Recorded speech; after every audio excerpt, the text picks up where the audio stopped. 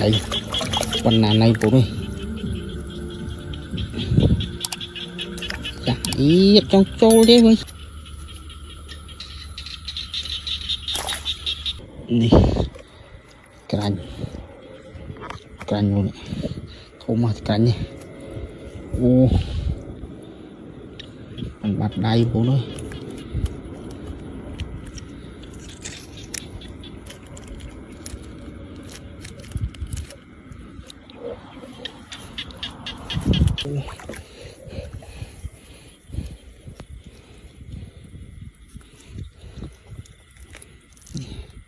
tụ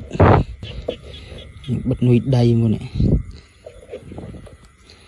lên tụt bật mùi trong mình nói chỉ lên mũi bật cái mùi nhìn bật con tôm rồi mà đấy đã đi mà